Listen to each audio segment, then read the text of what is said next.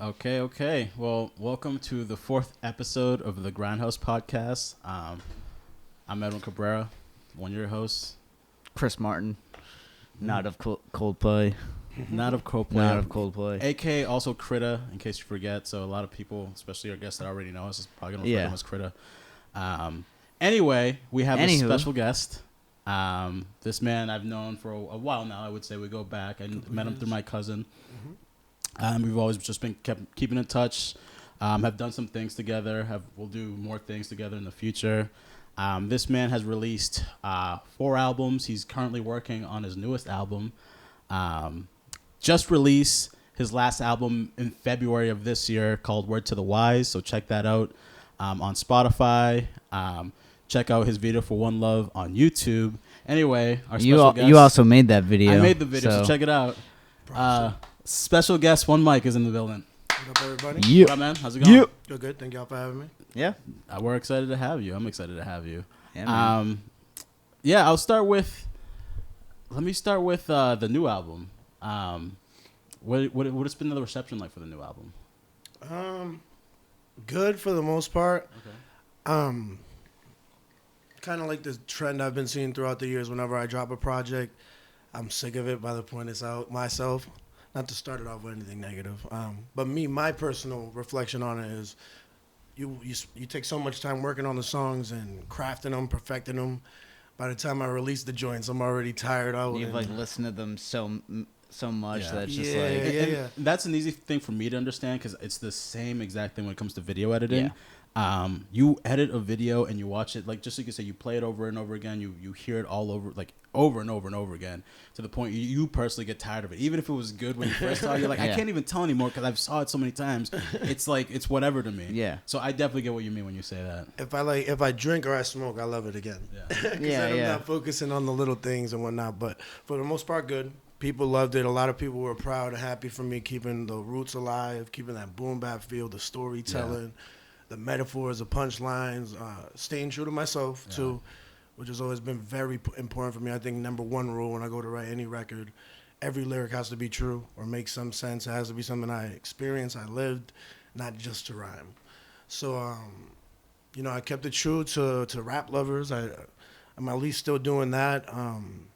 And people loved it. I mean, the spins don't really get out there like that as far as streams and the numbers because I'm not a huge promoter and stuff like that. I nowadays just like create and put it out there. Mm-hmm. So, but I think good from what I've heard. Cool. On this album, so you said you write from a personal place. You've had to have experienced it for you to write about it. What kind of things do you cover on the album? I think a lot. Like to navigate you, like the first song to introduce people to the album is called Believe.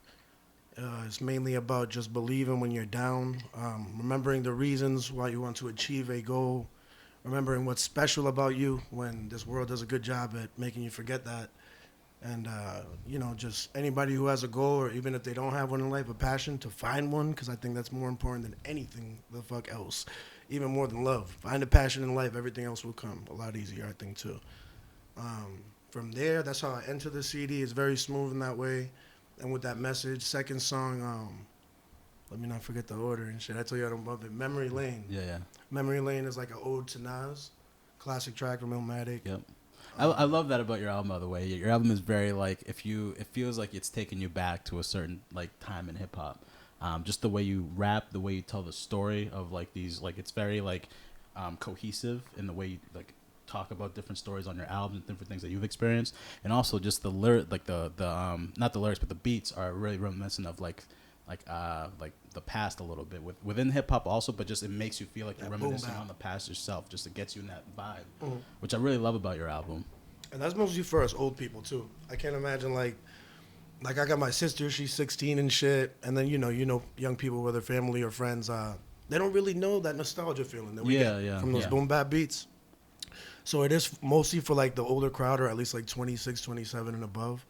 But I like that it can bring people back to that. That's what I want to keep alive more than anything. Same thing happens in song 3, One Love. That's an ode to my boy who did 10 years. He was the reason I even started rapping, as well as paying homage to Nas's record, One Love, too. And actually, let's talk about One Love for a second, because, I mean, like, just like you said earlier, I shot the video for it. We've collaborated on it and just coming up with the concept, the video for it. And it's your peoples who actually star in the video, which is really cool. But the thing that we don't really get to fully, because there's a whole concept behind the video that really stayed true within the song. And so people hear the song, you can hear what the song's about. But let's get a little bit of a backstory to what inspired you to make the songs, who is the person that inspired you to make the songs, and talk a little bit about creating that song. That song, by far, longest I ever took in my life to write a record. I had the idea for it for like 4 years. And I had pretty much the first verse finished, but I didn't want to touch it unless it was perfect. It was like, I did half of it, had the first verse and the chorus more or less done, and I stashed it. I had to wait till the time was right. So about 3.5 years ago, I was starting the record. I put it away for a while. The whole first verse, it kind of got you through a phone conversation with me and my boy who was in federal prison at the time. Yeah, and who we say who your boy is? Blacksmith. So he's a hip hop rapper. He's a hip hop artist from Lynn, also. From Lynn, Mass. Yeah. So reps the same city. And shout out Blacksmith. Shout out to Blacksmith. That's the big homie right there. The main inspiration why I ever even decided to start writing. I used to just be fascinated at parties. He's the first freestyle rapper I ever seen in my life, so I just always had that kind of like awe about him. And kind of like that Jay-Z, Lil Wayne type where never writes anything down. All his records are here, and it was mind-blowing for me. It didn't make sense, but I knew I was fascinated by it, and I was curious. So he got locked up. Won't tell no details, but he had to do a bid. And on the way to go visit him, I remember I heard King Los on the car ride on the way there, and I looked over to my best friend, who now is my manager, and I told him right there, I want to start writing. So 10 years later, right before he got out too, for the record, I had him call me from the prison phone and recorded him so I can integrate him into the song as well too, which is even more special. That's dope. So it's like a natural conversation back and forth with me and him. I remember like Capone and Noriega had a track like that. So yeah, that's what the whole track's about, more or less. Classic boom bap beat. I had to call it One Love because if you listen to Nas's One Love, first verse starts with his boy in the pen reading a letter. And it's updating him on the streets. Baby moms, who did this, who's doing what now, and this and that. So I kind of do the same thing with the first verse, but with a phone call instead. And just like Nas's One Love, second and third verse is him trying to kick wisdom and knowledge to the youth. So it also follows that template as well, the song. Right, and let's talk about the message of the song. So what are you getting at in the message of the song? The message, mostly for me, is if you're gonna hustle, whichever way, whatever you are doing with your hustle, and it is something that may be illegal, just don't be flashy about it. Be smart about it. Are you doing it for the right reasons? Are you taking care of people? Are you taking care of something? But if you are, just be smart about it, as in don't be flashy. Because there's always something that can, you can trace your steps perfectly and still somebody else can slip up and you can get caught. So for the youth, I'm mainly telling them to stray away from doing it anyways. But I know that some people's life situations or circumstances, Yeah, they're forced into some sort of, they need to make money for some reason. 100%. Keep the lights on even, like feed. 100. Children, if they have children, if they, whatever bills. Exactly. So I'm still wary of that in the song, but like still telling them to stay smart about it. And really just to have them think about what are the reasons why. Because if you're doing that, and that is the case, there's a good reason behind it. Why flash it? Why be out here with all these chains and this big car and everything? You're just asking for more trouble. So, yeah. That's the overall message. That's dope. And so let's talk about the video now. So I had the honor of shooting the video, which I very much enjoyed doing.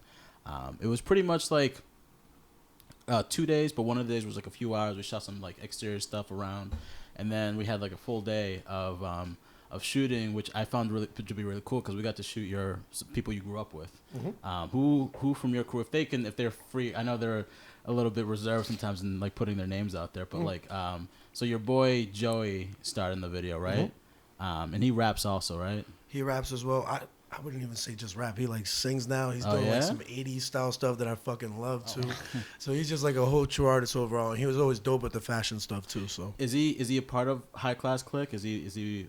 I would say the only reason I would say no is because like High Class Clique, when I first dropped my first album in 2013, that was a group and it was me, my two producers, brothers, best friends, but it kind of like faded away for years once they all went their own paths in life and whatnot. I still rap it, but it's not like a real solidified certain thing, you know, like a solid crew anymore. Yeah. So that's the only reason. I think it's just one mic now, and we're still all affiliated, but yeah, there's not really a high class like a solid squad anymore like that. Yeah. Okay. But he's still like family though, and so he was in the video. The video, why I love it too, why it was special, because these are all my streets that I grew up on. Yeah. Same playground where we used to run home to watch fucking Dragon Ball Z and shit. So there's that effect to it, which I find very, very special and close to heart. All the people that are in it are basically best friends, brothers, and my manager as well. That's dope. And they all played really well. Like their acting was really good. I think the video came out really well. So. Exactly. Yeah, Joey was like very interesting. I can't wait to hear more of his stuff. I know he's an artist. I haven't heard too much about what he's been releasing, but he's definitely on my radar. Musically, he's been crafting stuff, plotting, just like really getting to work on it. He hasn't released too much, but I'll show you some exclusives. I think, how old is he? If I had to guess, 19 now, 20? 19. He's young. He's young. Yeah. Is he going by Joey as a rapper, or he has a... Joseph. Joseph? Yeah. Word. He spells it a different way, but just Joseph. Word. Shout out to Joseph. Yeah, Shout out. So let's talk about what I really wanted to talk about, which is, and this is one of my favorite things to talk about in general when it comes to like different artists and how they've like built themselves up. I'm interested to know in terms of, so you've released 4 bodies of work. You started with Thoughts of a Troubled Youth, and then Shining Minus the Diamonds, and then that was Then This Is Now, and then this album, Word to the Wise. Can you talk about progression between each album, if there was any, but like, you know, like what you saw in like album 1 that you looked at the next album, like I gotta work on that, and then from there, what did you look at to work on the next album, and so on and so forth? What was your progression like? Definitely from album to album. I think most people too, they would always give me feedback as far as like you can tell the progression as far as word choice, you know, descriptive skills when it came to storytelling. I definitely got better each project. The first CD, I was really excited. I remember I used to pride myself on the fact that it was 14 songs altogether, but like 12 of them were completely different from each other. Different vibes, different pace, different tempo, different type of song. And I was really excited about it. I'm like, shit, I can touch all bases.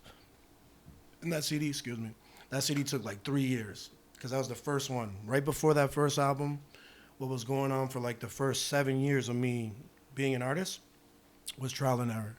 It was different engineers, different studios, and really a lot of feeling down because I guess with my voice and how the way I was being engineered, it just never sounded as good as it would out loud when I would rap to my friends.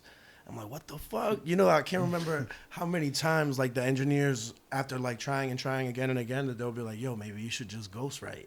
And that's just heartbreaking. Wow. Yeah, you know, but it made sense. I sounded like shit you know, back then in the early stages. Did you have to find your voice?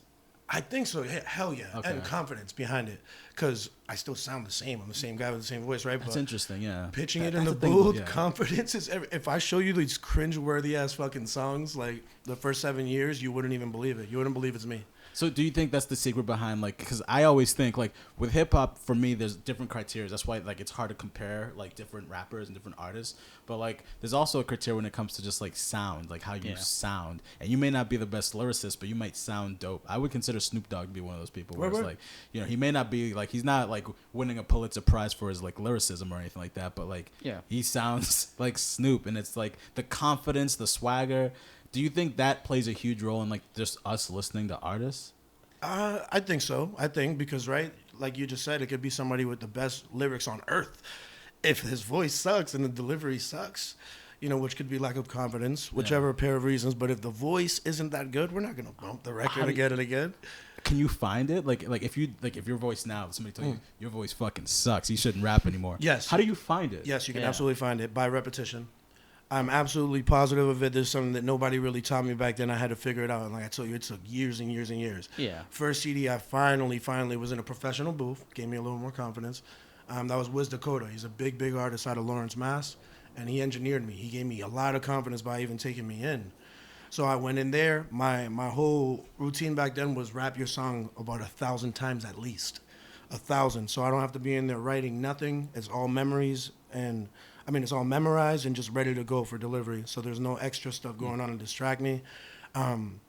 So just repetition, man. Repetition. Knowing that you got it, knowing that you're ready in there. There's no distractions up here. You go in there with a clear mind and full confidence. But like I just told you guys, it took 7 years of wondering whether I'm even gonna be able to do this. On the topic of voice wise for hip hop, I was just talking about that the other day.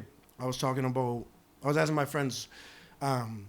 We were naming all of the people throughout hip hop history that have this deep, like good rap voice. Some that came to mind were Shine. There's a skinny dude from New York, but he sounded like Biggie. Yeah. Deep voice, and it just sounds good for hip hop. People like I haven't listened to a lot of his music, but another good example is Tyler the Creator. That deep voice. It just sounds good on a hip hop record. Yeah. So it goes hand in hand with that, man. But you can certainly, for everybody out there that would see this too, and they're having the same ideas or wondering what their voice is and how to find it, repetition. It's the easy key to that, because it'll just naturally develop by itself. It seems like it serves many purposes, not just like finding your voice, but like just speaking. Yeah. You know, if you're like. Well, it's like with anything, you do it often, you get better at it. You know. So. You know, I try to kick a freestyle in the car real quick, but the second I stumble on that first word, it's like. Blah, blah, blah, blah, blah. You guys know the feeling. Look at compared to this. When we were little kids, and the first time you hear your voice on camera, you're like, most people hate it. They're like, that's not fucking me. Yeah. Or if you see an old home video when you were a kid and you hear your voice and it doesn't sound like you to you. Mm-hmm. You know what I'm saying? Yeah, for sure. Picture that when you record, and then you finish your verse, and then like, can I hear that? Yeah. You got your headphones on, you hear it, and you're just cringing. You're cringing. Yeah. That's a bad feeling. Yeah. Now it's like we edit the podcast, so it's like we have to like listen to ourselves, and it's like such a weird thing. Still kind of the same feeling, right? Yeah, man. So that's all. That's like the gist of what like got me to that first CD. I was so ready to go finally, man. And first CD, like I told you, that's kind of how it was. Where I was so proud. I was proud that all the tracks were so different. Yeah, I was like, shit, I can touch so many different ranges with this. Now, huge jump, because now Shining minus the Diamonds, right? I released first album January 31st, 2013. And then 12 months later, I released the second album. So that was a big accomplishment for me. I felt good about that too, because these are all records that they're all original beats. I'm not doing no remixes on no famous songs, nothing. These are all my choruses. These are all my lyrics, every single bar. I even write for the singers who go and appear on my choruses, male or female. I like to write it for myself at first, like if I was singing, because I'm singing up here, but definitely not out loud. I'm not no fucking singer. I've always wanted to be, because I love R&B, but I just know that I don't got that. Maybe someday if I continue to develop, you know. Maybe that's where you can ghostwrite if you wanted to ghostwrite. Oh, I definitely think I could. I've even tried. I slacked a couple times, because I have a lot of male and female friends that sing, and I kind of slacked on them. But there was a lot of times where I was meeting up with artists to try to help them with ideas and with lyrics as well too for singers throughout the years. Second CD, really cool, because the first CD was all different tracks, all from each other. Second CD was a whole body of work. There was 12 songs. This came out December 6th around there, so same year, 2013. But now I found myself as a person. Like, not just the songs, all 12 really have, like, they're really, they're all similar. They embody the same message. They embody the title, the album title, Shining minus the Diamonds. Diamonds, of course, because diamond chains and rappers. So would you say the first album, you're like, even though maybe you weren't infatuated with the thought of materialism, like, you know, material possessions were more important to you than they were the second time around with the second album? For sure. Absolutely. Cool. Absolutely. And I wasn't even just wary of having that happiness from within. The whole second album was about that, which is really cool. It even got me like kind of geeked up about it now. I figured myself out as a person.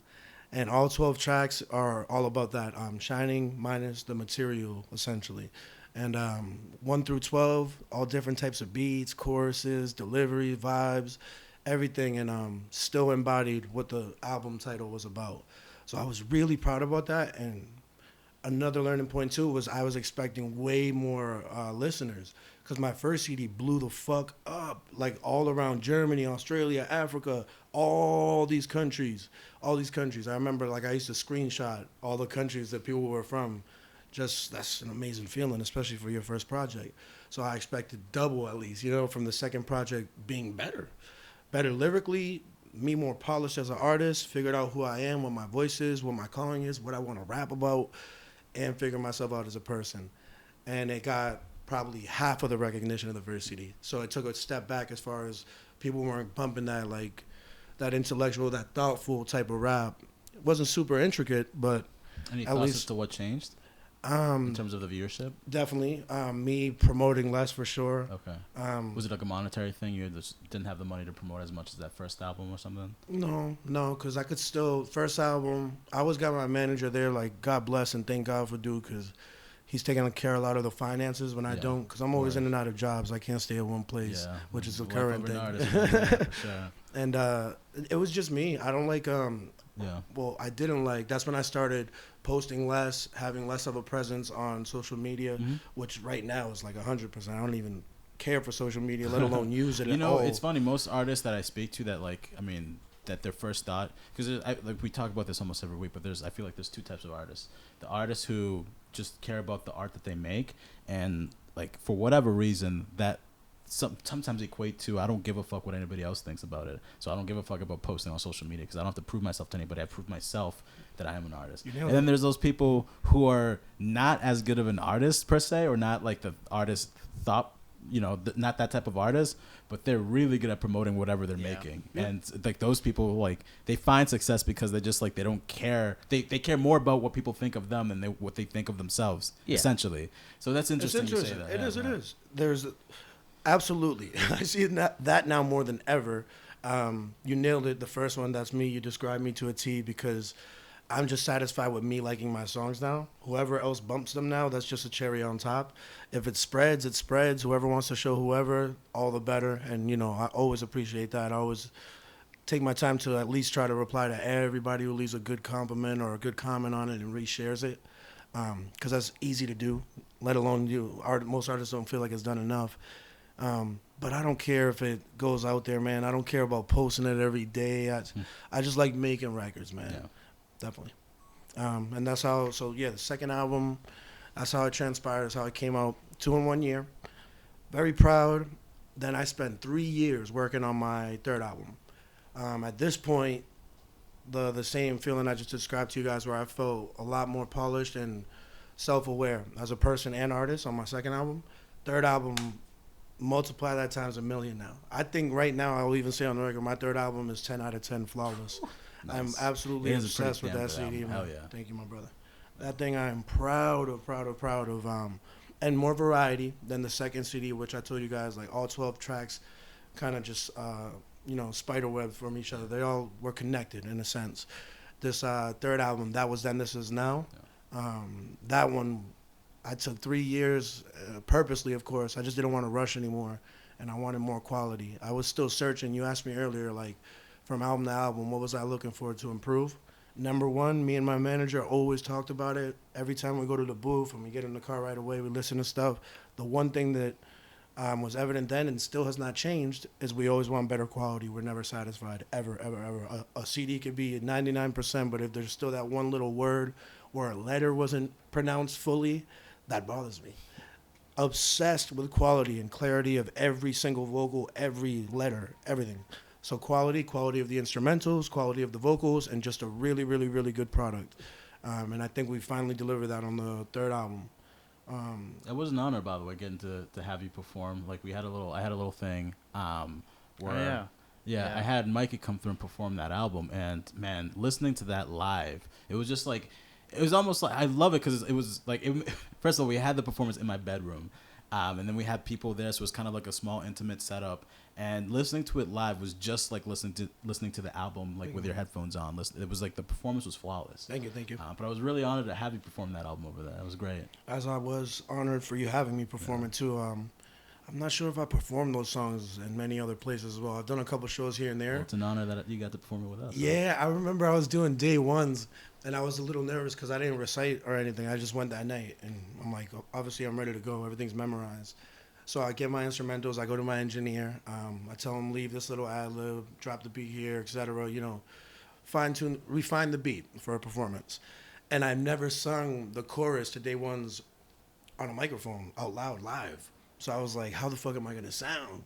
And hearing it back after, once I saw the video, I was definitely pleased with it. Word. But I just remember feeling nervous about that. I'm like, how the fuck am I going to sing, man? I don't sing out here. And it was good. It turned out for the better. Then fast forward, right? So that was 2016. That was Then This Is Now. Then 3 more years I take. No, 2.5 years. 2.5 years working on Word to the Wise. Right when I finished That Was Then This Is Now was when I was right at the end of finishing that CD. I remember like the day of is when I was writing One Love. So One Love, like I told you guys, almost 3 years that record was on the shelf, like waiting. And that was kind of like, that was the kickstart to this album. So Word to the Wise.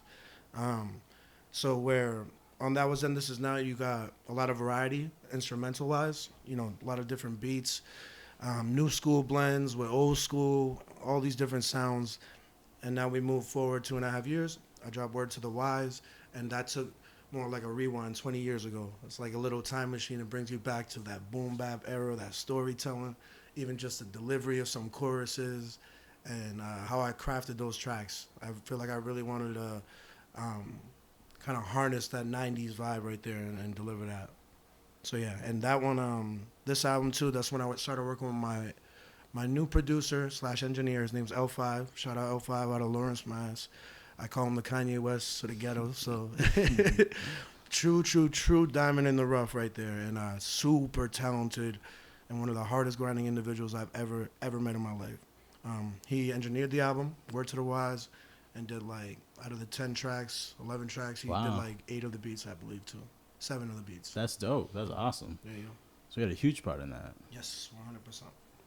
So in terms of what you're releasing now, so we've got that. So I heard that we just found out that you're working on something now. Mm. What are you working on, and what can we expect from that? New album, which is exciting to announce.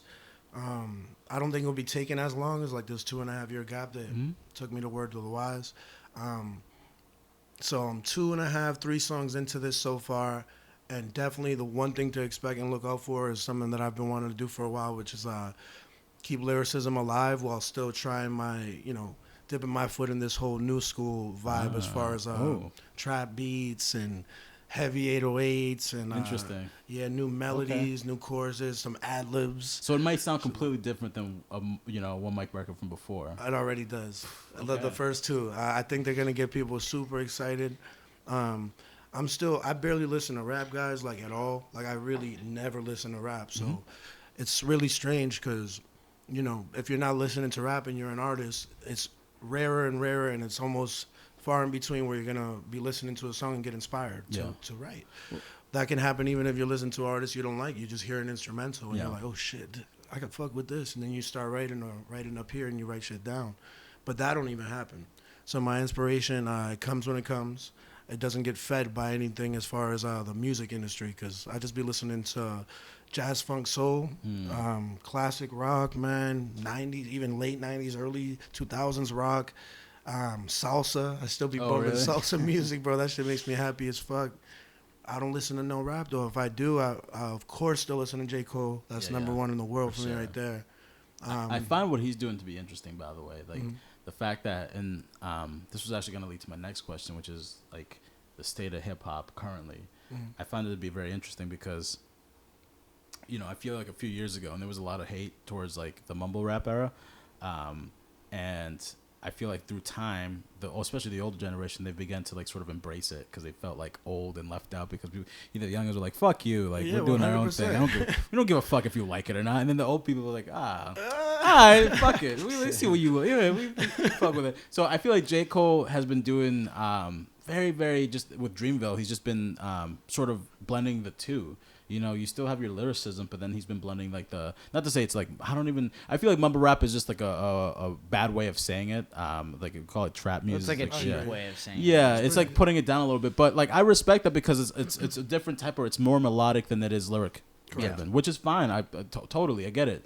But the way J. Cole's been blending the two, so you have a little bit of both, is very interesting. So that's like the new school and the old school is coming together into one. That's why I respect what he's doing. How he's doing it, that's fucking special, man. And it looked like at first it was heading towards beef with him and a couple of the newer young guys. Yeah. And instead he goes and meets up with dudes and tries to understand them rather than like, okay, you want to talk like that about me, J. Cole? Let me go to war. Let me bring out some real heat and diss tracks. he takes a step back. Because we know he could kill him. Like, that's out of the question. Like, of course. Yeah. That's a no-brainer, bro. That's like somebody who's like a black belt in like jiu-jitsu, like fighting somebody who's just like on the street trying to like. It's never a random guy. It's like, come on. So like, think of the wisdom, man. Give the man the illest props ever, because no pride in a decision like that is what it seems like to me. Because he could have felt, disrespected that they even would challenge him being him and him being a god of words. You know what I'm saying, when it comes to rap, but he chose the wise road, and he decided to not only get to know them, meet up with them, understand why they write what they write, who they are as people, rather than trying to assume them and put them in this bubble with everybody else who likes their similar things. Yeah. That's ill. And I think a lot of people can learn from that, not even just musically. It was a dope decision.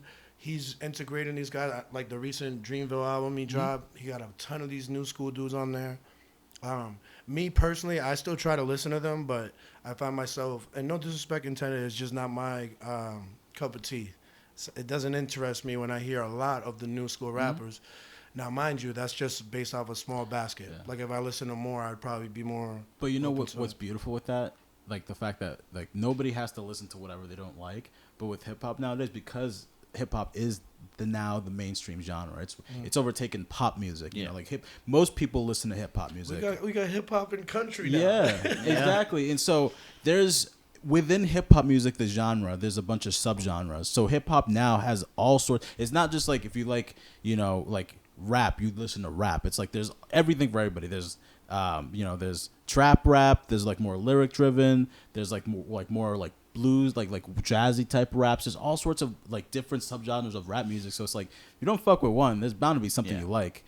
I hear that all the time from people who didn't like rap before, because all they listened to was the stuff that was on the radio. And then like, and this is mainly when I say that, I'm talking about like, white people who listen to like 80s hair metal, and then like, then they like, oh, fuck rap. And then like, cause they listen to whatever the fuck was on like Gemini 94.5 or whatever. And then, then they hear something that they actually like a Kendrick record, for example. And they're like, oh, you can be that too. Okay. And then they start listening to rap. And then now they love it. Like I was just having a conversation with one of my students the other day where he's like, yeah, I never listened to it before until recently. Now like that's all he listens to. Open the floodgates. Yeah, it opens the because you realize there's so many subgenres that you may not like that gangster rap record you heard because it's not you at all. But then you might fuck with this like skateboard rapper that you might really kind of identify with. So there's something for everyone. That's beautiful. I agree. More than ever. So yeah, man, that's what I'm trying to do now. I'm trying to test the waters with this new stuff.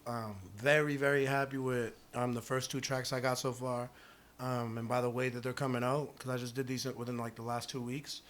I'm hoping to have this record out at least like 7-8 tracks by this fall. So we'll see. Where it goes. It's coming right up. Yeah. Coming right up. I think so. So you mentioned before having like it taking 7 years before releasing the first album. Man, holy shit. So it's a lot. What kept you going? What kept you going? Love for it. For it. Definitely not a lot of other people. People say ups and downs, but I wish it was ups. It was like mostly a lot of downs, man. Not a lot of successes. A lot of people, they'll dip, they'll bounce from whatever passion they got if they're not seeing success, and also some undeserved success. It's good. It humbled me. I was actually mad arrogant, man. So like when I started out, I could do punchlines. I was, since a little kid, since I was 7-8 years old, I would listen to even the legends that are past and gone or still alive, and I would be like, damn, he should have worded this like this. It would have rhymed triple or quadruple syllables instead of 1 or 2. As a little kid, for singers and rappers, when I would listen to them on the radio and on TV. So I always knew I liked it a little bit differently than other people. I listened a little differently, and they would always work my imagination. But I was arrogant when I started, bro. Like, even to people out loud, I was not the person I am today. And it was good. I needed to go through that all, bro. I even got checked by a few people on the spot, out loud, behind my back, that I would find out, like, what they would say about my music or me as a person. Wow. And it's good. It's good. I embrace it. Back then, I felt hurt, like, double-crossed and shit. But it all makes sense, man. And so going through that 7 years, I just stuck with it. Like, I skateboarded for 9 years, maybe longer, and I ended up leaving because of injury, just fucking up my ankle over and over again. But I've had that. My other passion was drawing for like 15 years, and also basketball too. So to get my fourth passion in life, I'm very grateful for. Most people live 80 years and don't even find one. Yeah. So this is the one I've stuck with, man. Those 7 years, they made me who I am today. I almost feel like I even said it in a couple of records where I expressed it felt like a rebirth, like as a person, as an artist, man. And I just grew from all of that. But definitely a lot of thinking I was going to give up, and a lot of times where I wanted to quit. There was like my first show I had in Manchester, New Hampshire. It was dope. Everybody came out. This was in like probably 2012, so before the first album. And like everybody came out because like they saw I've been doing it for a while now, and of course they're going to support for the first show. Then a couple shows later, I had one where nobody came, bro. It was like a couple people, empty, just empty. And I had to, I remember on the ride back, like the feelings, the wanting to quit. But also speaking to myself and just being like, what am I doing wrong? Yeah. I had to recently actually like watch that. There's a rapper that I really respect. And I went to a show that was more like kind of like this like 15 minutes, like a bunch of acts get to go on kind of thing. Nobody's really headlining, so you get your own spot. And nobody went. Like it was me. I brought like 4 or 5 people. They came, and then maybe there was like maybe another 10 or 15 people that came on top of that. And this rapper completely, fully invested. Like you can just tell just by the aura, like very ambitious and thinks very highly of himself. And just giving the audience, even though there was nobody, his all, and you could just see it. And I just like, I felt bad that there was not more people to support you. You could just tell when somebody's just like, I want this, like this is mine, I want it, and there's just nobody come out. Like that's got to be that the shit's toughest to perform. How do you perform in front of an audience like that, man? I felt like an asshole because there was like 4 or 5 people, bro. So even less, I'm talking, right? But I didn't go. And I was supposed to be last, so like a lot of the people that performed earlier, their friends left and stuff. Yeah.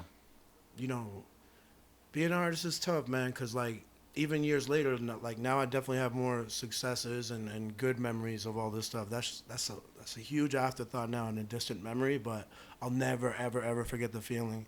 But still, like imagine you're hype all night and you're about to hit the stage, so you gotta. I stay like Kobe mode. I used to always call it that Mamba mentality, right?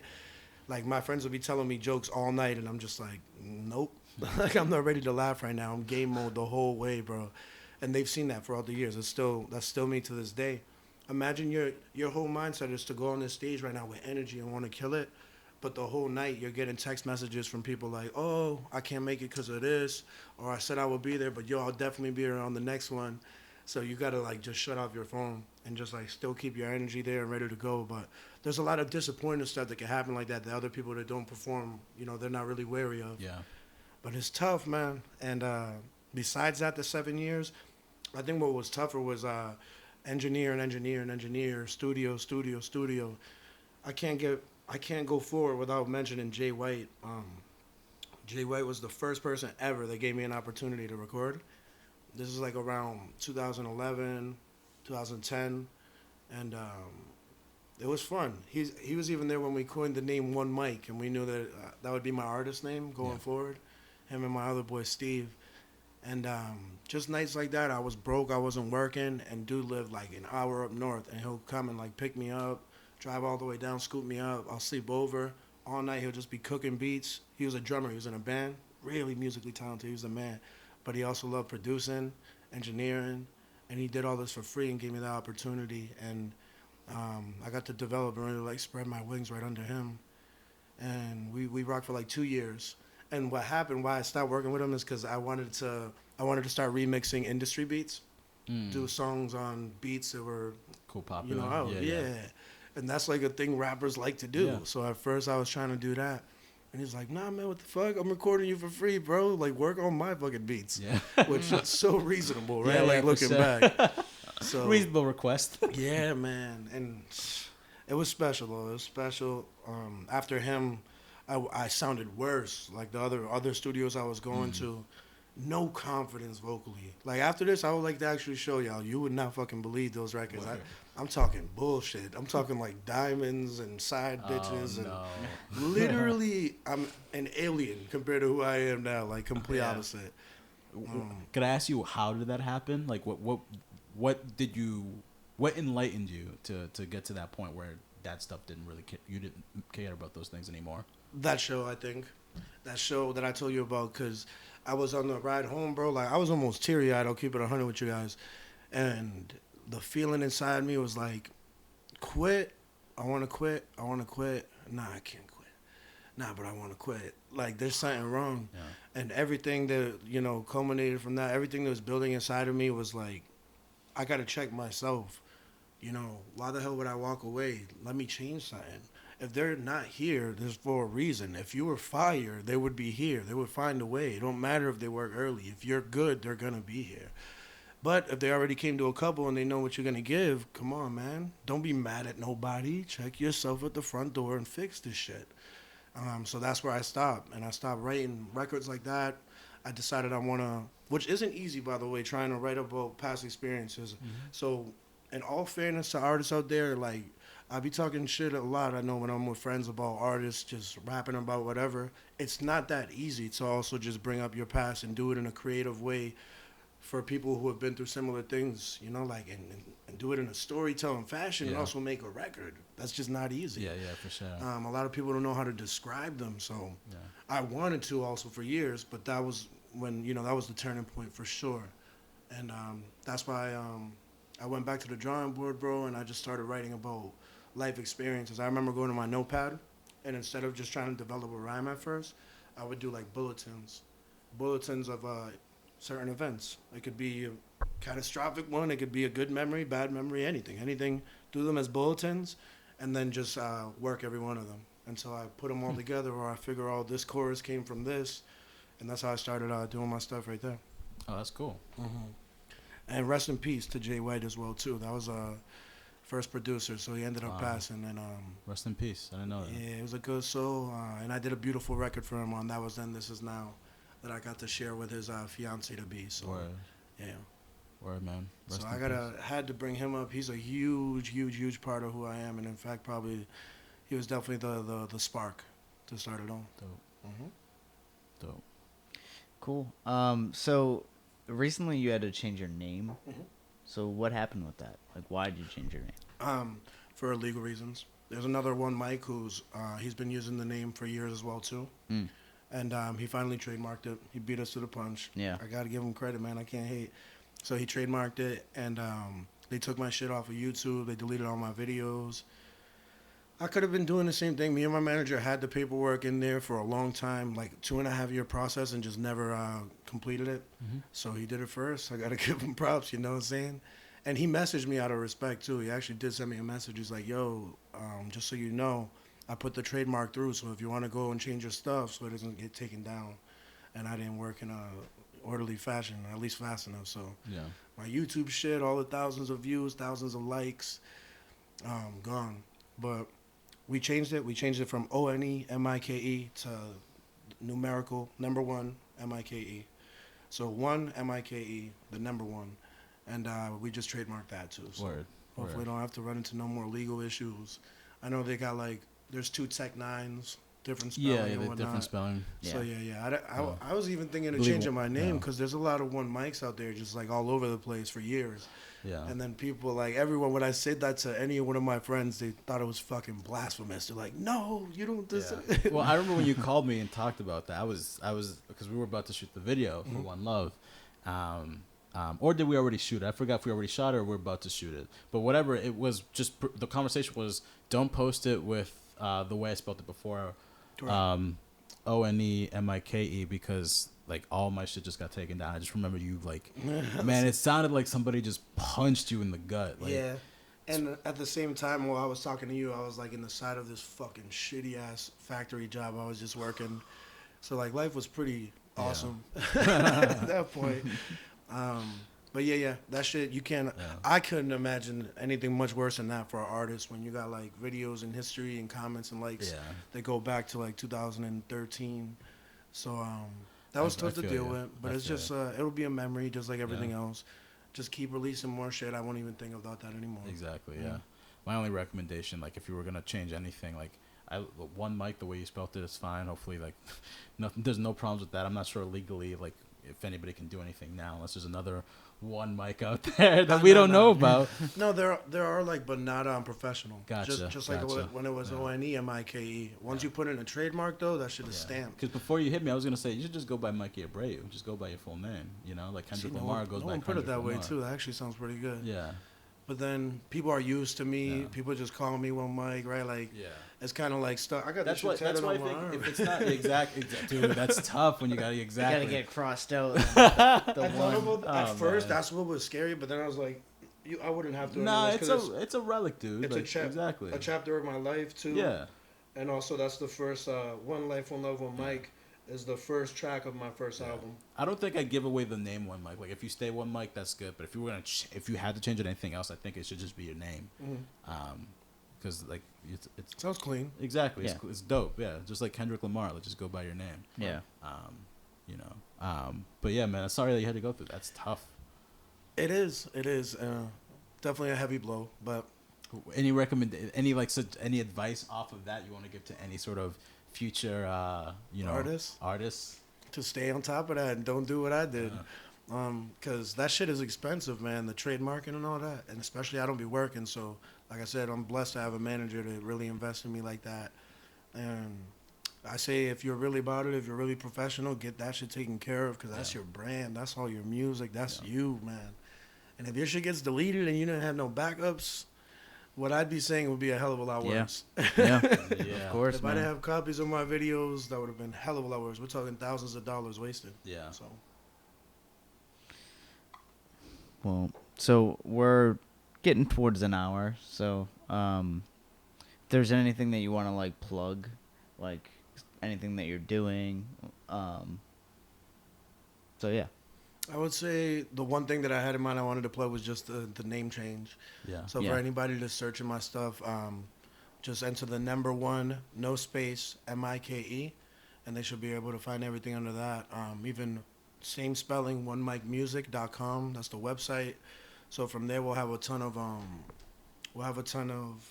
updates on upcoming projects, maybe a release date for the album. Cool. I'll look to be dropping a single soon for this new album. I know me and Edwin are getting to work on some more music videos as well too. So other than that, I think that's it. You wanna talk about that real quick? I'm interested in doing something like this live on the podcast. I was actually gonna save this for after the pod, but it might be interesting to sort of like talk like idea during the pod and see how it goes. We're working on a video currently, and I don't know if anything's official yet, but we've been working on the concept for She's Better, which is off of Word to the Wise. Very interesting concept for a record. You want to talk about the record real quick? Yeah. Very, very honest song for me. It's on Word to the Wise. It's like the first time ever where I wrote a record that put me in a very vulnerable position. So very deep truths. Admitting I was an unfaithful man was a big step. I think a stepping stone, especially for the women out there that I've hurt. And, you know, men, when they do shit like that, they feel like they're going to go to the grave. Excuse me. They feel like they're going to go to the grave with that shit. So for me, I felt like I was graduating into a better person, admitting these things on a song. The song itself is really cool because it starts from the beginning. It starts as me searching for love for the perfect woman. I'm describing her fashion sense. I'm describing she loves real hip hop. I'm describing all these things that I would find ideal in the perfect woman. And then about like 75% into the first verse, the beat drops. It goes from this whole positive and like fun sounding type of song. The beat drops and it gets dark, and it's like, let me admit my worst mistakes. And the whole record takes a whole turn from there. And it's called She's Better. So when you're first listening to the track, you're thinking, I'm describing a girl that's better than the past ones. But once the beat changes and I start admitting my mistakes, like, hold up, wait, this ain't no song about him searching for love or for no new girl. Once it gets to the chorus, they realize that I'm saying she's better off without me. That new girl, she's probably better off without me. The old girls are definitely better off without me until I become a better person. And then the second verse is all specifically about one girl that I dated recently. It was the longest, and I just did what I always did. You know, you're devoted to them and committed at first, and then I always stray away, and I start being a man, a typical guy that just does the wrong shit and loses focus on what's special until it's gone. Yeah. And so I tell the story like that, and it goes back to the chorus. It's more or less like an anthem. A lot of my female women applaud it, and they love what I'm trying to do in rap. Yeah. So not just up here like sounding like every other rapper, just telling a lot of truth. And I think I became a better person from it. Time will tell, but that's essentially what the record's about. I thought that was a good record, and I actually, like, I remember you called me up one day, and, like, I'm driving around, and you were like, I don't know if this is the record that we should focus on next for the video. Mm-hmm. And I was like, I don't know, man. I feel like this record, especially for, like, the female audience, because, like, I feel like, especially in today's age, where, like, I think everybody's just a little bit more promiscuous as they were before. Cause, like, you can throw on a few apps, you get some pussy by the end of the night, or the day. You know, like, that's just how today's society works. It's like it's out there for the taking. So I thought it was an interesting record, because I'm sure because of that, many people probably get hurt, because there's so many different ways to, like, either cheat on somebody, or just, like, your eyes wander, your interest wanes, because there's just so much accessibility to somebody else, that I thought this record anybody could relate. I would say, like, women could definitely relate to, but men can also definitely relate to, because it happens on both ends. For sure. And so I remember fighting you on, like, you're like, I don't know how I feel about it anymore. I feel like we should do some other record. I was like, this record needs to be the one, because I feel like people need to hear it, man. I feel like people on both ends, whether it be the person that had to get, like, cut off somebody because they knew they weren't the right person, or the person that got hurt. Gotcha. It's like, it just feels good on both ends. And so, yeah, man, that's I think as far as I'm concerned, it's still the next video that we'll shoot for your record, right? For sure. Just me figuring out life lately. That's where I've been, like, kind of under a rock and shit. Yeah. But we'll see, because if I'm finding out tomorrow if I get this good job, which I think will help my career as well too, as far as providing funds and whatnot, and doing things, and also lifting my spirit up a little, because you know that cabin fever shit will fuck you up pretty bad. You mind talking about that a little bit? Like, so, you know, this is like the side of, you know, being an artist that I feel like people don't like to talk about, but, you know, this is the reason we have this podcast, because this is the part of the part we want to talk about, which is, like, the process of supporting yourself. Because, like, most of us, like, we're not getting, like, you know, these fat Spotify checks, you know, whatever. Like, how do you support yourself as an artist? A lot of times it takes work and shitty jobs, yeah. Man. And luckily for me, like, I don't have a lot of things I have to pay off in life, couple bills and shit, so all the money can go towards it. But staying at places, doing whatever you can to scrap whatever money together, it's got to be way harder for other people that don't have a manager like me who's able to provide in that sense too, as far as the funds go. Yeah. But yeah, man, the shit costs money. Like, if you want to make records and just have whoever record you, that's okay too. But I stressed to you guys earlier, we're obsessed with quality. So in studio time, we terrible word. We spent thousands of dollars. Man. Definitely in the past on directors, on video quality. Every single video gets better every time. So that's another way of me saying how we always want to one up, you know, the previous project. Yeah. Album-wise and video-wise, we always want to do better.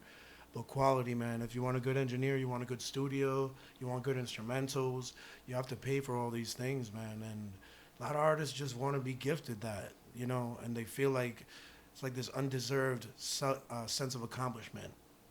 I felt it when I was 20, 21, 22 starting out. I'm like, I'm so fucking nice, man. I don't need to be paying. They should be paying me to do this shit. That was literally a thing. That was my mentality. I was like, someone needs to take notice of this and put me on and pay for my shit because I'm that nice.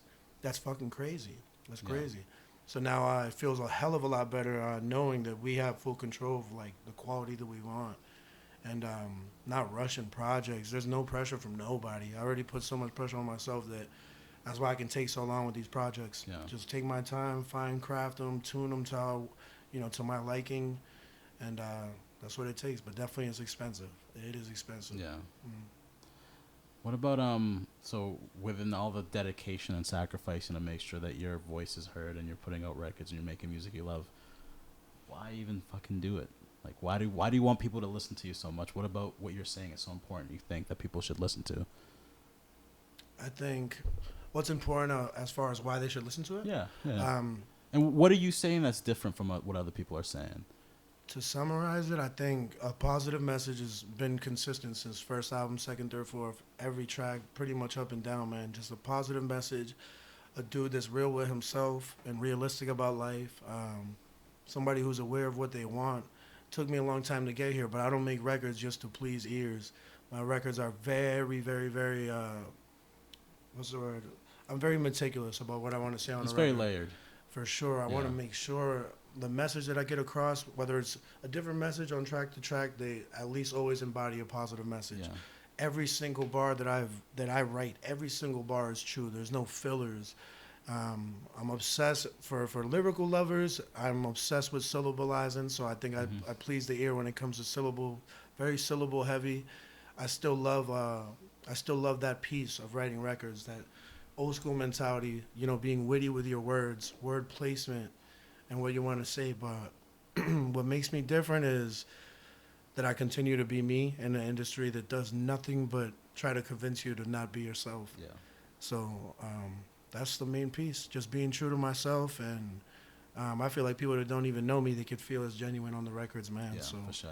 Not putting up this facade, not sacrificing my happiness.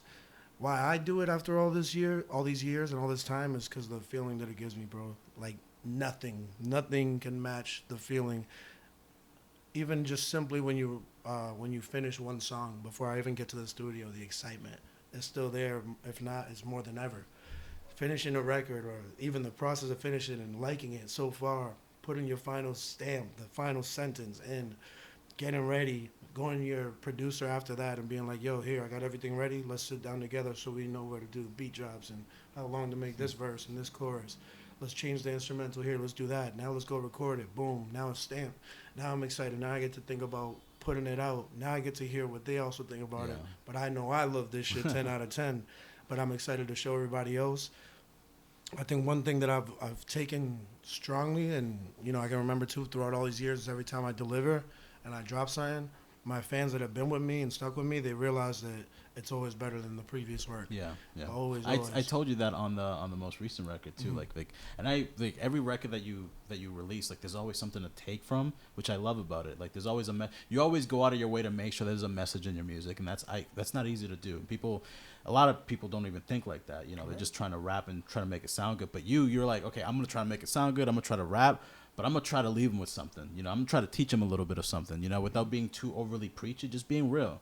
And I told you that on this last record, that really had me feel like I walked away, especially like with like just listening to One Love. And that's why I want to do that. That's why I want to shoot the video for that. Because you walk away like, damn. Like, you're visualizing all this shit as you're going on. Oh, yeah. You you paint the picture so well. And like by the end of it, like you just, you know, if you didn't know before, even if you did know it, it just, you feel it more when you walk away from it, you know? Man, it's definitely not easy. I said, to keep a message involved every time, bro. Like, especially this industry, like rappers, they don't even care. They don't even want. They're not even at the beginning, like, service level to start caring to want a message. Yeah, they just want to rhyme, and say. They really are saying the same shit, and, you know, I'm not putting everybody, the majority, in this basket, but they're telling the same story with the same words. They're not even saying the same shit differently with different word choices. They are literally describing the same thing for the most part. And again, I'm a fair guy. If I listened to more rap, that probably wouldn't be such the case in my mind. I'm aware of that. And I try not to be so cynical about the whole rap game. I just tend to not listen to it so that I won't, you know, have this mentality. So I don't know much that's going on in the game. I just know that the other genres are what I use to pull influence from now and inspiration from. And that's what I've been doing now for like 5 years. Less and less and less and less, to the point where I barely ever listen to it no more. But I can guarantee for the upcoming stuff, I'm definitely going to deliver something different, something new, and won't let my fans down as well. Word, man. Awesome. And again, when do you think that's going to drop, the new stuff? If all continues like now, like the way I've been pumping all lyrics, by the fall time, couple months. Months that's tops. Like a couple months away. That's crazy. Yeah. All right. Well, you heard it. Yeah. Stay tuned. You might get a new, you know, One Mic record sooner rather than later. Yeah. Sure. But thank you for being on, man. We appreciate you coming over here, and talking to us, Definitely man. appreciate it. Of course. Thank you. Yeah, man. Cool. All right. Thank you guys for tuning in. That's EP04 with One Mic. Yeah, we did it. We did it. Number 4. All right. Peace.